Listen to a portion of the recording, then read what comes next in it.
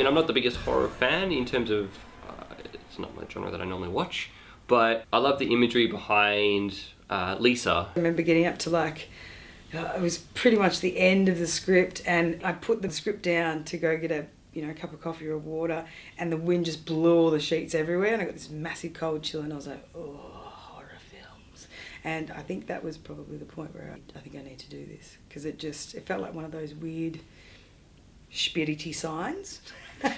The first main piece of direction that I gave them with the design on the film was that we need to ground the film in Act 1. It's an everyday, normal, suburban house, and then the audience gets lured in, and then you ramp up the horror. Rose's room was the very first room that we picked, that we started to design.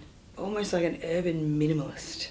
Like, we stripped back everything and just put in the key things, that trying to keep it as authentic as possible without overloading it with props, which is really hard to do. I want to put everything in, plants, pots, everything, but it was actually Nick Moon, who was doing standby, that told me to start stripping back. I don't want them to sit there and go, oh wow, that's designed so well.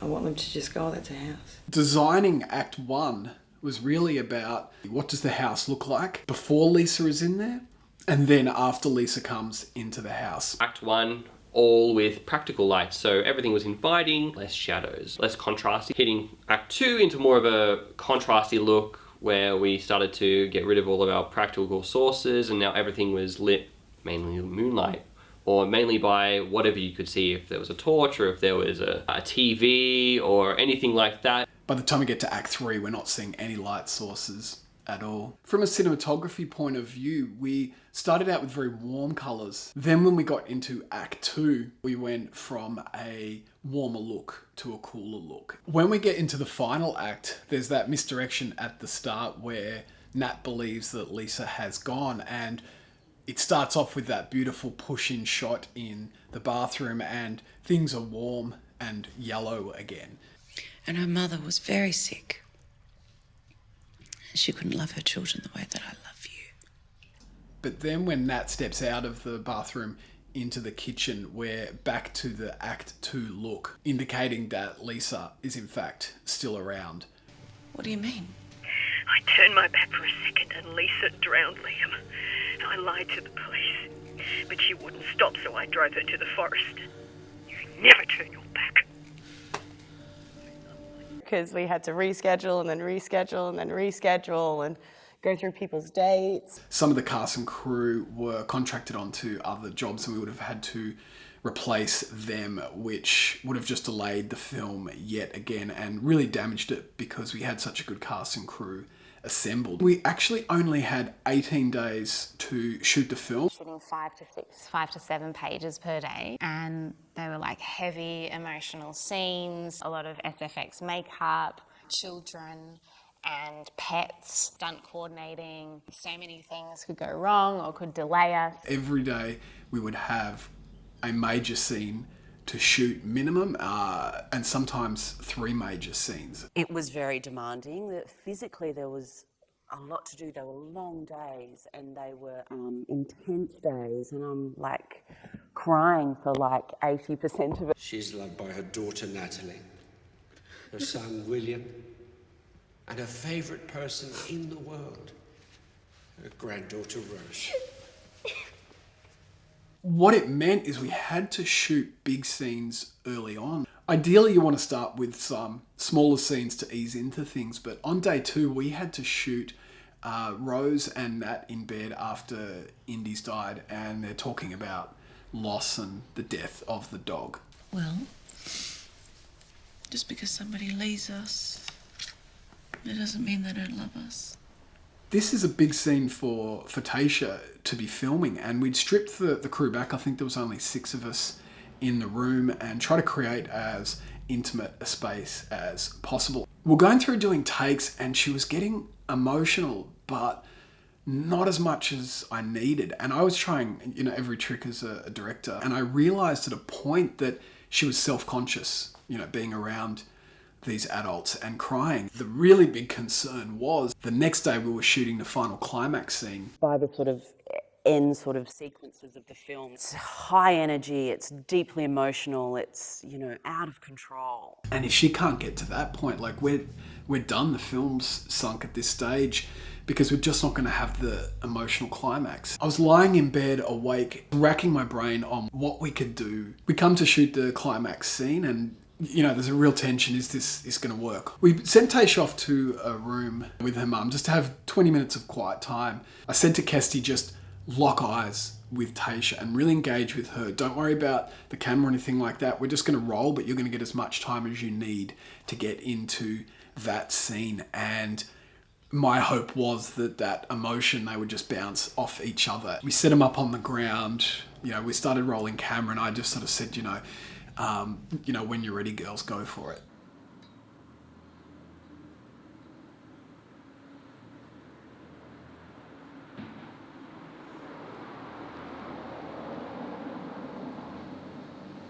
Kestie started crying and just looked at Taish, and Taish just exploded.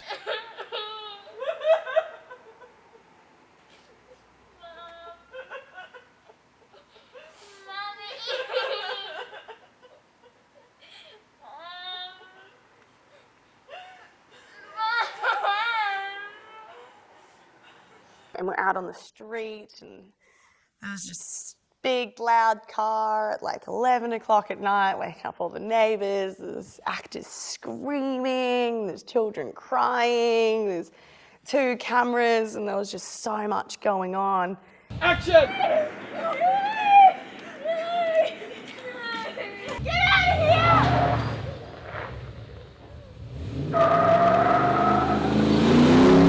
It was very memorable and very fun. When I was offset, I actually couldn't stop, and I'm like, oh my god, I can't stop crying. So it was actually pretty fun, but it was really upsetting.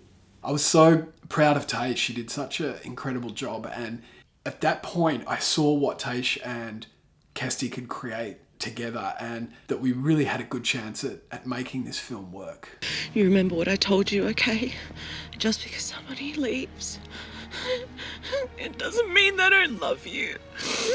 Okay? You remember that. Okay. Every day. Okay. Every day. Okay. Don't leave me. What a little firecracker. I mean, she was wonderful to work with. Kept me on my toes in the scene. You know, I never knew what she was going to do. Everything always felt spontaneous with her, and you don't get that from a lot of, you know, adult actors. Like, it was always felt fresh. It always felt connected. You always felt like she was having fun with what she was doing, that she really enjoyed acting. We would buy each other little gifts during the shoot, and one of the things she bought me was a stress ball because she thought I might need it. And she's so funny, and I just remember her just walking past me one day just going, your stress ball's over there.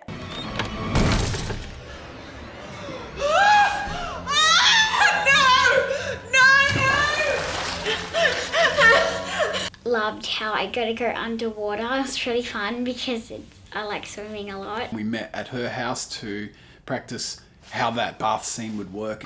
1, 2, 3.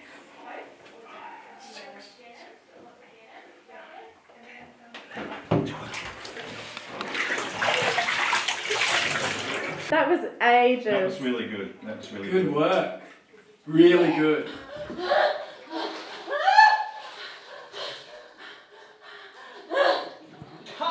Beautiful. Great work, everyone.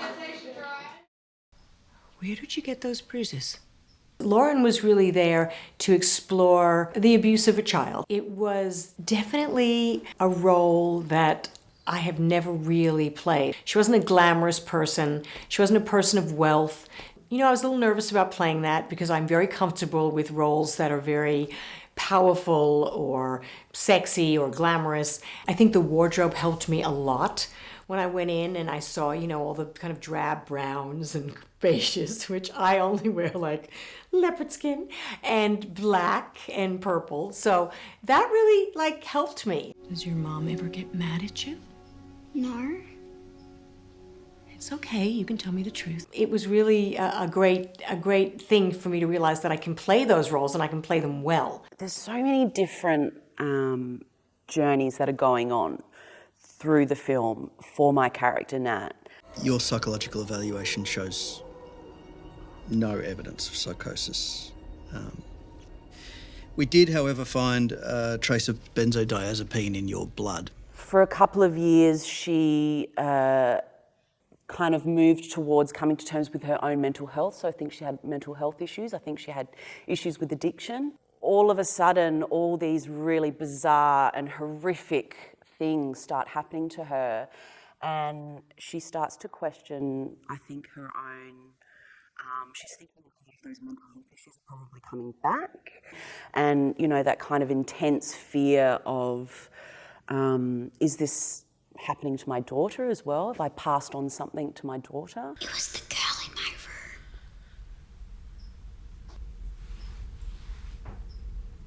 What girl? I don't know her name. Hang on, maybe She comes into her it's room not sometimes. me. Maybe it's not my daughter. Maybe, just maybe, we're actually being haunted by something. I think there's something in my house. I must say, I've never done anything as grueling. I'd look at the call sheet and just go, oh wow, okay, this is what I have to do today, and just so much emotional stuff. At one point, I took a few people from the crew aside and just said, look, if it looks like I'm not having a good time for the next week, it's not that. I just really need to sort of stay in it. It was too hard to switch from, you know, happy-go-lucky Kestie to Nat, who was going through like the worst days of her life. Not only was she perfect for the role, but all the range that was required across the film, she managed to get up for all of those scenes. I would always go back to the script and just kind of clarify what I was doing. And then, of course, at the end of the day, you've got to let all that go and just kind of be in the moment. There were times when sometimes you're just like, I actually don't know what I'm doing. I don't know what I'm doing. And that's when you rely on, you know, your director to kind of bring you back to where you're supposed to be and to remind you what the scene's about.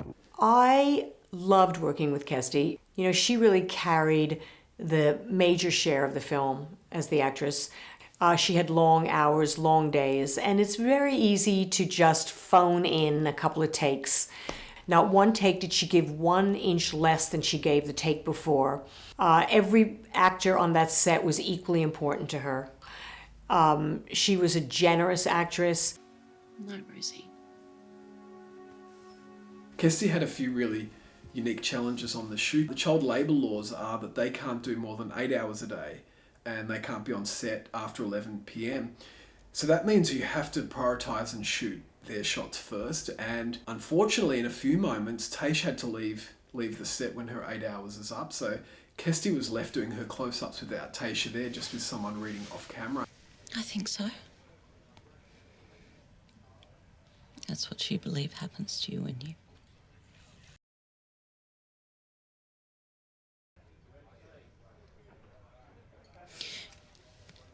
Do you want to talk to someone about it? It's a real testament just to her professionalism and her ability and skill as an actress. Get her out of here!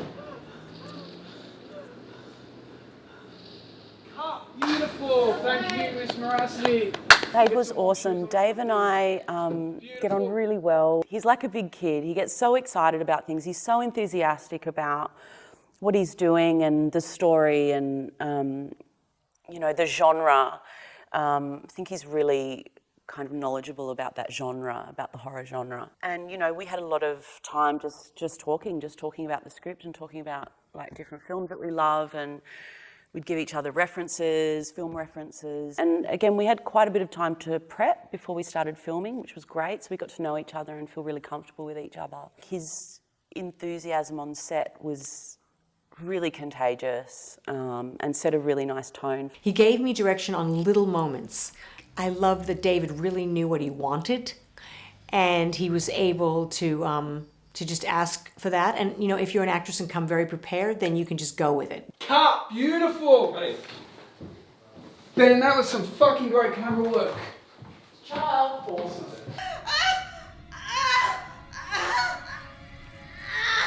Going into the shoot, I didn't want to do any VFX. I wanted everything to be practical. I just think that works better for horror, and horror audiences generally like that. The blood rush scene was my favourite first reveal, I think, and then that's why, that was my favourite scene out of the whole thing. We put so it'll sit like this on her, around her stomach, and then this will cap the goon bag, which will hold the blood. So she'll just push on that and it'll pop out. So you'll probably see that between her legs, but it'll be covered in blood. We didn't test it on Kestie until the night before. So it was really, I don't know, nerve-wracking moment for me. When I did it with the water, it kind of looked like I was just peeing. So I was like, all right, well, I don't want that. Ooh. Once she started moving, it's just held there with putties. So, yeah, I was worried, if we put it inside the pocket, it would come off prematurely and, there's a litre of blood that is got to be cleaned up and then start again. And good thing it was a one-take wonder.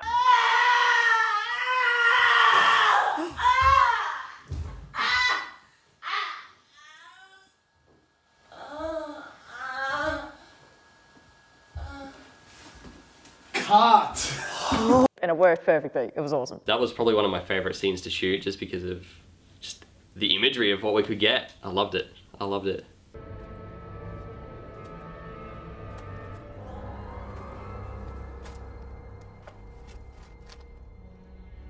I spent 3 months researching how people decay. And there's this wonderful, wonderful website. It's almost like a farm. They put their bodies in the ground in different environments to see how they decay, how the fabric decays, how the skin, sort of wastes away, what happens to the organs, really honing in on, the timeline of how far along her body would have gone, being under the house and all that kind of stuff. So after we figured all that out, I went to a Halloween store and bought a little skeleton, bought a kid one, and then we covered it in sort of like a paper mache, painted it skin tones, and then I went and got a whole heap of pig guts. The first layering went on a month and a half before we started filming, and then every 4 or 5 days you would have to put on another layer, sit out in the sun, another layer, and put cow hair or tail hair in amongst the wig. And then when we got to set, we dressed it with the amazing blood that Renee made, and it was horrible. I've got it in a storage unit at the moment, and I had to give a heads up to the guy that owns it, just in case anyone saw me bringing a dead person in and out. So he was like, can you show me the dead person? I'm like, here you go. Lift it up, and he's like, okay, now I know. We kind of strayed towards more Eastern cinema, how they've sort of done things like Ring and The Grudge. And Dave and I were discussing quite a lot about how we wanted to approach each character's perspective in the film. Placement of the camera became really important. Make it as if Lisa was watching, imposing her presence onto Nat and onto Rose. And Nat leaving her own house, thinking that she might be safe, leaving this Lisa's presence at hers and going, oh, I finally escaped.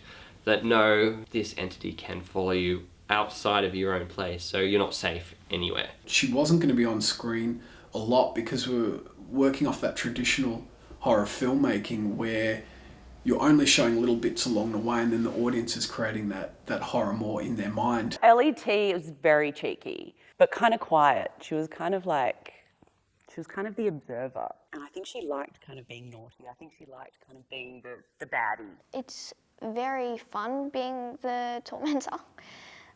It's kind of the beauty of acting, because you can portray these people and there's no consequences. A very talented young actress, really easy to work with, took direction so incredibly well. Despite my concerns at the start of working with child actors, it turned out to be a real pleasure.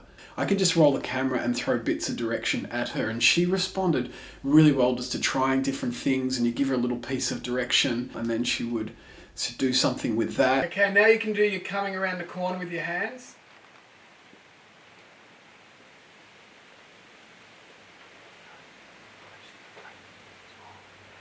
You can do your head tilt. Oh man, I'm loving that. You can do one more of whatever you like, something totally new.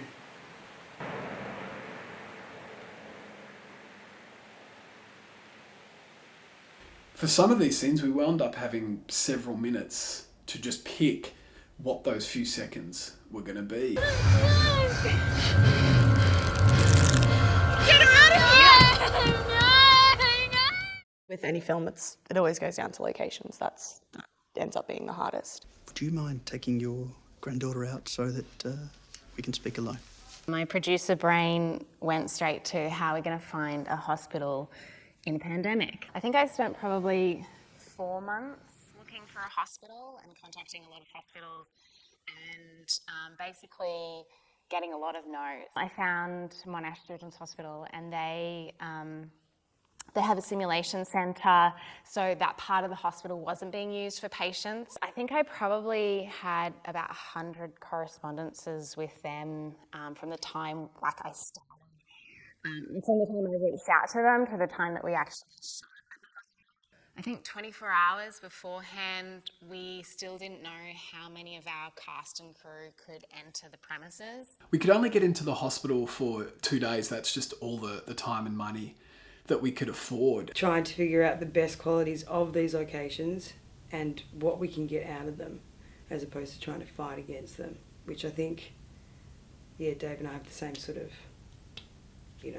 theory on that. So we really had to exploit all of the locations we had, to their maximum to get the most out of the shooting schedule. One room actually turned into 3 locations, which was when Natalie first gets rushed to hospital and they're doing the procedure on her. That room's also the nursery and then the morgue. It was really a credit to Ben and Bianca on how they could really light and dress those scenes to look like very different places, and we just wouldn't have got the film shot otherwise.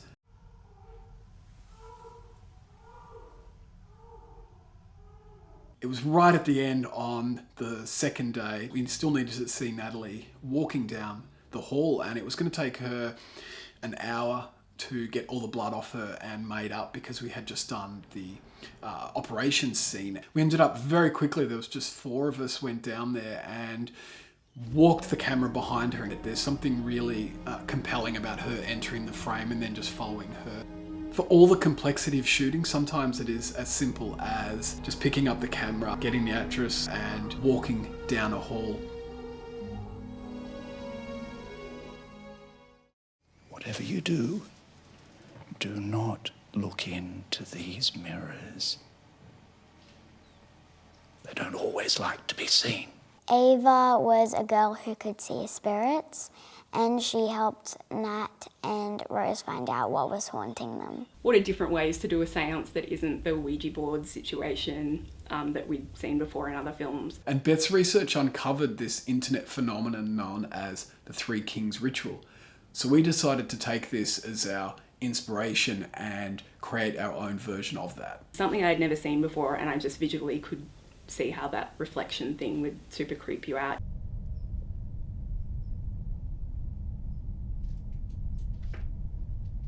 Ava was a really demanding role because the seance was such this key set piece in the middle of the film, but it's a really long scene with not only a lot of dialogue, but there's lots of physical stuff going on and lots of dramatic shifts in emotion. And we hadn't found someone who could do what I required. And then a suggestion came from Harris Fazlick, who was one of the producers on the film, and he suggested Ellie Stewart. She was off script for a 5-page scene, and she just completely commanded the whole room. The rules are, I will look when I want to.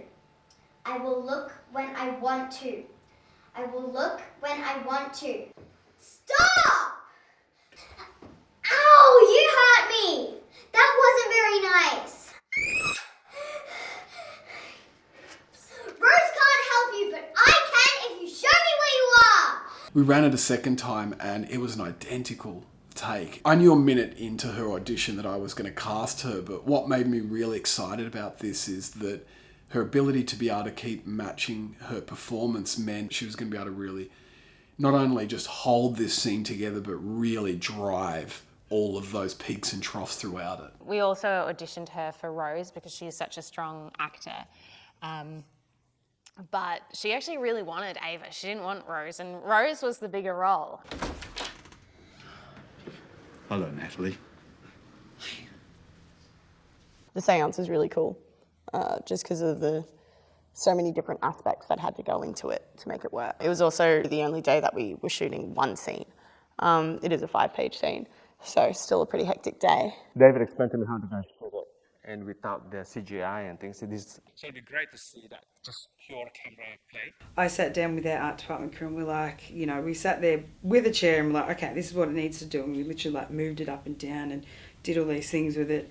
And then like Jules, who was set decking at the time, she just sort of like wheels over her office chair and she's like, oh, got it. She takes off all the wheels and at the bottom of the chair it's got like that much of a lip, then she slams it on the ground and then it starts rocking. Main basis was for the actress using kinetic energy to like move it herself. Yeah, so she'll be able to use the weight of her bum to throw herself around. The chair was kind of rocky. We ended up making this chair that was on a boat swivel that kind of like locked into place one way and locked into place the other way. So when we did the trial sitting first, so the chair sits like that far above the ground. When she tested it out, it was about that far off the ground. It was like sweat. She loved it and she didn't want to get down. You just do the shaking. I just want to see how it looks if it's... It was kind of like being in a roller coaster. Look, I want to be your friend, but if you keep... Don't move my chair. To swivel it around, we had like this pulley system. Don't move my chair. The rules are, I will look when I want to. Stop! Having to have everyone on the floor and out of camera and moving the chair. The rocking mechanisms actually broke on the day. Look, I want to be your friend. But I had to lay down on the ground and rock it and shake it with this arm, which is now completely ruined. A matter of fact, we actually shot a day for night for a lot of it, so which meant we had to tent off a whole area, and that was quite a big deal because we had quite a large window there. We had really tall ceilings, but not a lot of room either side of it. We had a whole staircase and we had a wall, so there wasn't really much to be able to fit. We have 22 minutes. 22 minutes? We start at 3:33. How can we do certain things in the film that are not the traditional way that you would shoot them? So we're not going to cut back and forward between angles. And Ben had a great idea when we were rehearsing and blocking the seance. And he suggested that the camera be outside the hall looking down towards Nat as Malcolm is explaining what's going to happen. Ava uses these mirrors as a bridge with the afterlife. If a spirit reveals itself in her right mirror, it's benevolent. If it appears in the left mirror, it signifies evil. We had this risk of the scene was written where Malcolm is pointing out the left and the right mirrors and the setup, and we didn't shoot any of that. And so we were very much committed to what we shot had to work. This is dangerous for Ava.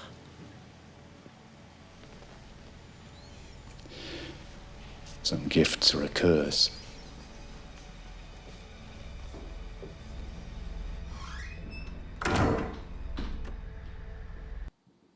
Cut! Beautiful! Awesome. Happy? We can move on, yes. Alright, that's lunch, guys. Excellent. Hallway. So Ben, that was a very good idea that worked perfectly. Thank you. Really good work, mate. Where it really paid off, I think, is we have this moment of the audience wants to be in there. They want to know what Malcolm is talking about, and we're just holding back for a little bit. Then when we cut to the next scene and we reveal that, what we've heard now, we're actually getting to see it.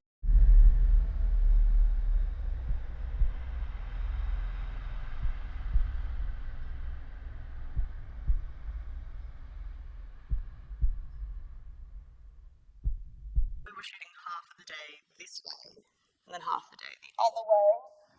We also had to, scheduling wise, we had to do clean Lisa and then ghost Lisa as well. Nat looks to the mirror and then she just sees me, innocent old me with no makeup at all. We had to jump out of order instead of going, wide, mid, close up. We had to go just straight to only clean Lisa in the mirror. And then get her into 3 to 4 hours of special effects for her to come back down afterwards. And then when she turns to look at me, she sees Lisa. And then I just look up and smile at her and grab her hand. And when you're ready.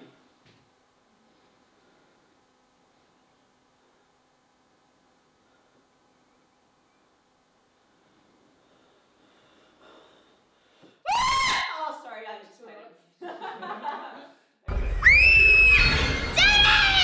End it! End it now! The game is over! The game is over! In Ava's perspective, it would have been like pretty scary, but I thought it was pretty cool.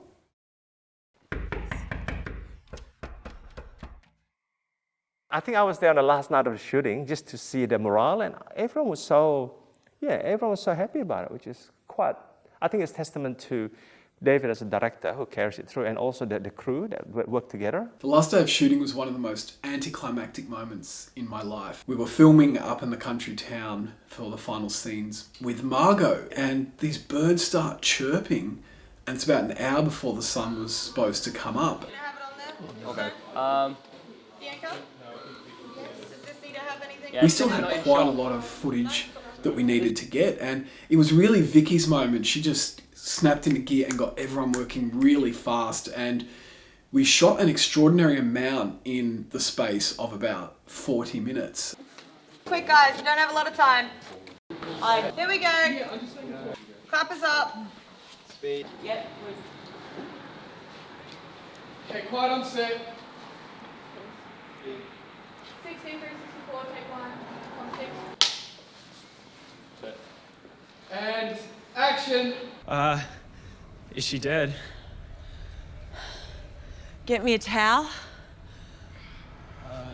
Yeah.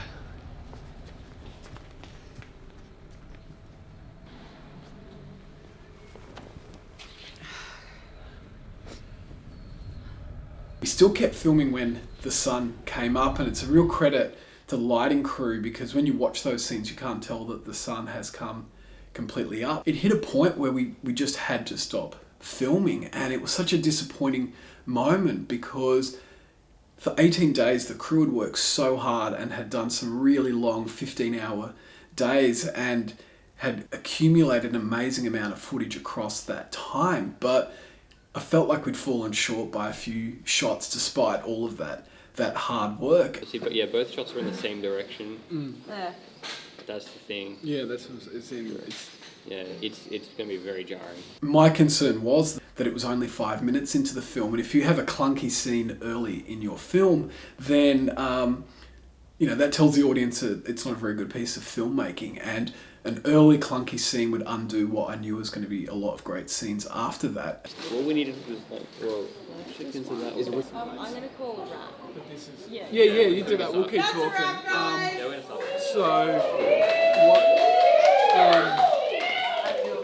Then there's this tension of, will we be able to get back into location? Will we be able to get the key cast and crew back to make this happen? So I walked off set really happy with all the work that everyone had done, but I just couldn't celebrate because I didn't have the film at that stage.